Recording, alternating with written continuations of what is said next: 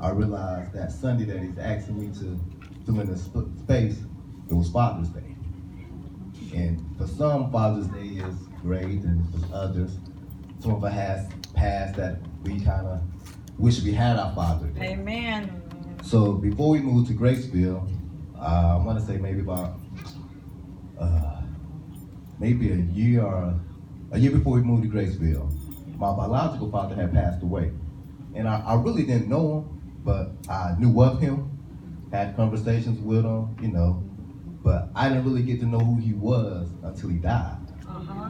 And the crazy part about that is I talked with him a few times. I had him in my car once, and I got to really talk to him, but I didn't know him.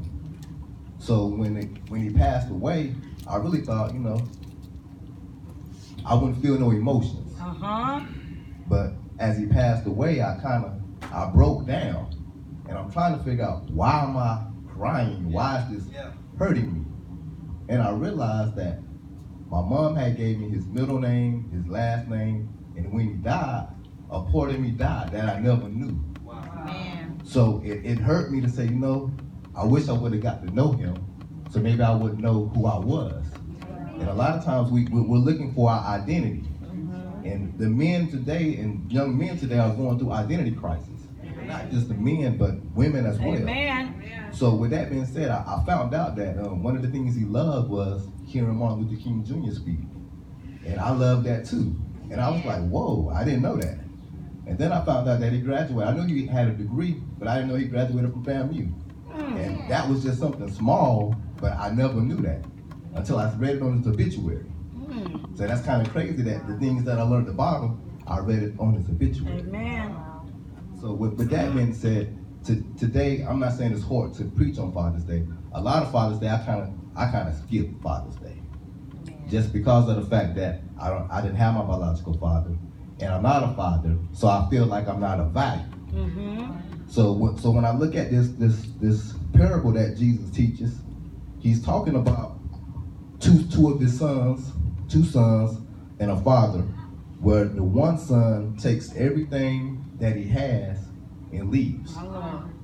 And me and my wife, we went on vacation the first week of June, and I've been in a place where I'm like, Lord, who am I? Why am I here? Because I got to the point where I don't like church. And I know some people will say, well, you're a minister. And I know that's strange to come out of my mouth, but at the same time too, I've had a church hurt. And I realized that it wasn't healed just yet, because the church hurt that I felt went by that on Friday, and I still had a grudge. And I realized, like, Lord, why am I still holding on to that? He said, why are you? I've forgiven you. You forgive that hurt. So I kept saying, well, Lord, you know what happened. He knows everything. And I can't keep blaming my past circumstances of why I'm not where I need to be. And I think that's part of our problems. We blame our past circumstances, saying, well, why did that happen to me? Well, everything has a reason. And with the parable, Jesus is telling this parable in front of the Pharisees, scribes, the tax collectors, and who all had gathered around him. And as he tells the parable, the Pharisees and scribes got mad. They got mad because he was talking to sinners. He was around sinners. So sometimes you got people that's, I use the word church, not Christians. And they get offended when you deal with others that's not believers. But if we don't deal with others who's not believers, then we're not doing our Christly job. Because we must be around non-believers in order for them to see who Christ is in us. So I'm like, God, all this stuff, I can't take it. I'm a husband, I'm failing in my marriage. And I say I'm failing in my marriage. Sometimes we fail in certain areas because we've never been taught. So, and other people saying, well, why is he doing that? Why is he never got taught how to be a husband by a Christian man. My mother got married, but at the same time too, I love my stepdad, but he wasn't a Christian man. So I picked up a lot of his habits. So the habits that he had, I grew up saying, okay, when I get older, I'm gonna try what he tried. So he had an alcohol problem. So as I got older, I picked up the same alcohol problem. My Lord. Because that's what I seen. And I'm not blaming him, because I made my own decisions. See, that's the difference. We make our own decisions, but we blame others. I blame myself because I picked up his habits. But because that's the man that I seen, that's the man that I wanted to be like. So in the story, the young man loses everything. And I like how God calls him in verse 20. Gonna go there for a minute. And he arose and came to his father, but when he was still a great way off, his father saw him and had compassion. And he ran and fell on his neck and kissed him. So in verse 20, it talks about the father's compassion, and then it also talks about the father's affection. See, a lot of times we don't get that compassion from a male figure or that affection from a male figure. So with that being said, most males don't show their affection. We don't hug, we don't kiss, we kind of shy away from those things. But the truth of the matter is, it's okay if we hug, it's okay if we kiss, it's all right, because that's showing affection. Amen. And this father, his son was gone forever, how long, but when he came back, he still showed compassion and affection. So that's one of the things we as fathers, and even as mothers, we must show that compassion and affection to our loved ones.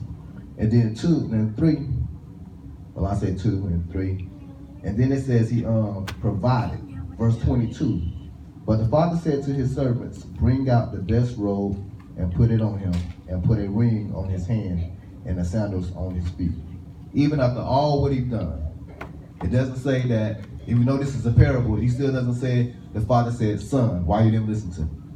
He didn't say, son, why did you lose everything that I gave you? Do you know how much it was worth?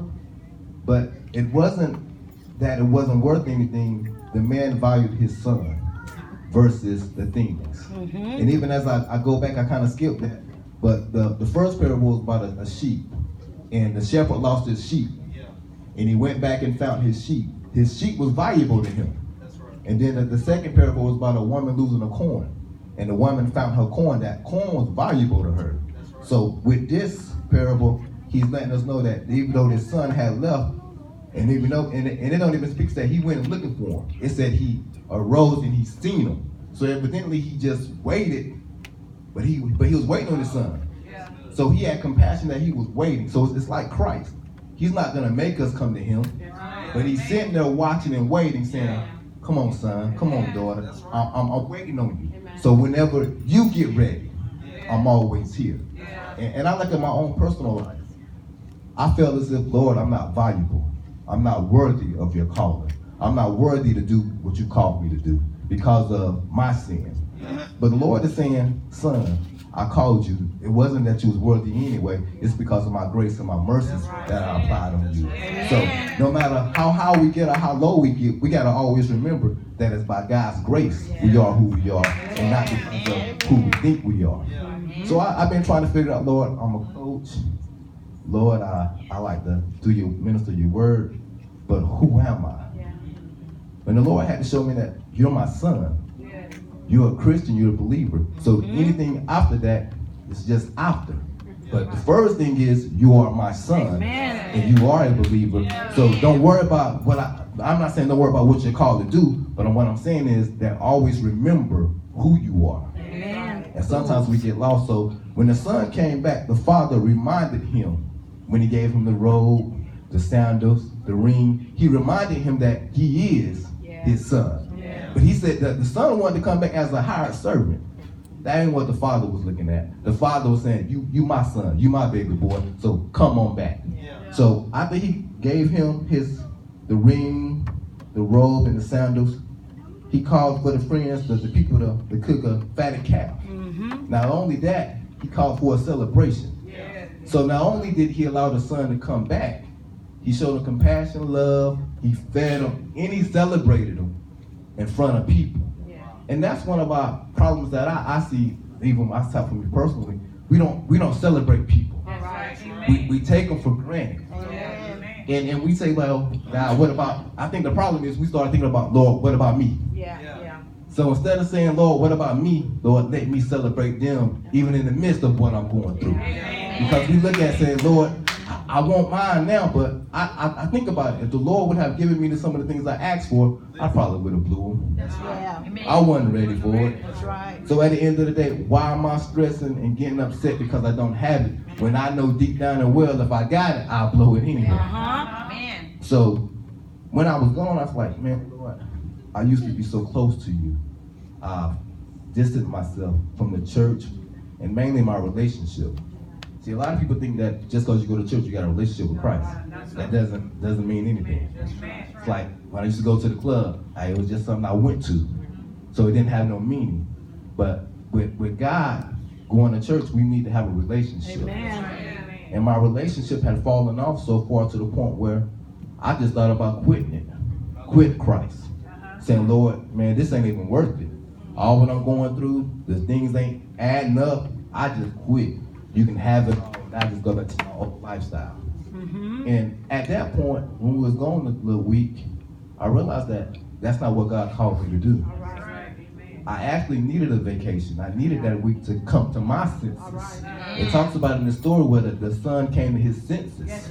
The Lord sometimes allow us to go places to come to our senses. That week while I was gone, not every morning, I think for the last morning I didn't do it, but every day we was gone, I got up in that morning and I played my motivational speeches to myself and some scriptures to myself by Miles Monroe, trying to get my mind back right. So a lot of times what we do is we listen to everything but God's word. We read everything but God's word. And we think that don't have no effect on us.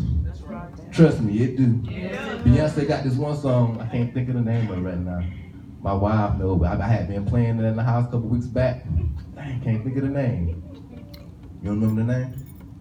Before I Let Go? Yeah. Everybody know that song? Before I Let Go. Beyonce ain't the one that sung it though, somebody else back in the day. But anyway, I had been playing that song, and I ain't even realized it. My wife had been listening to it, I've been listening to it. We both singing the song. I mean, the song don't even gotta be playing. We singing that song, Before I Let Go. So it dawned on me that, you know what? The songs you keep playing is going in you.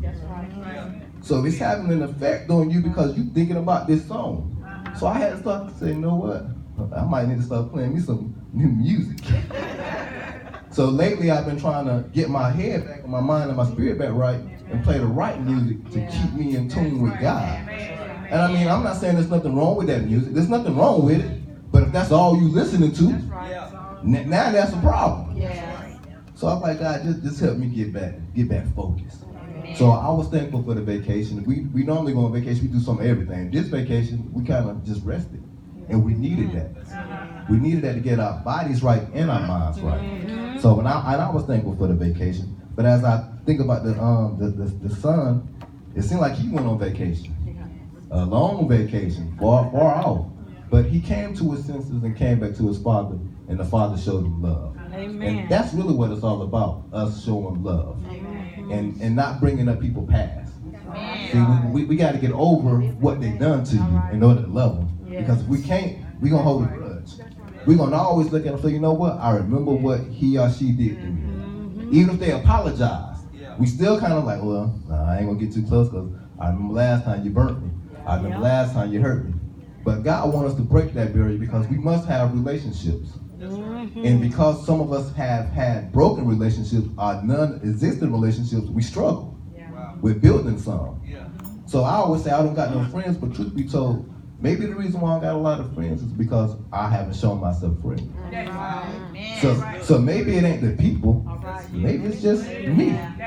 Because I've been stuck in a corner, I say a corner, but by myself. My mom always tell me, son, I used to go pick up from preschool, elementary, whatever. You've been in the corner playing by yourself. So I'm accustomed of doing stuff by myself.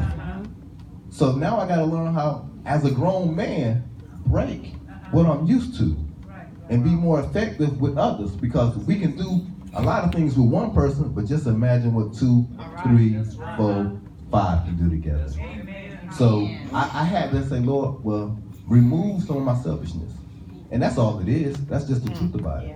A lot of us we just selfish. It's our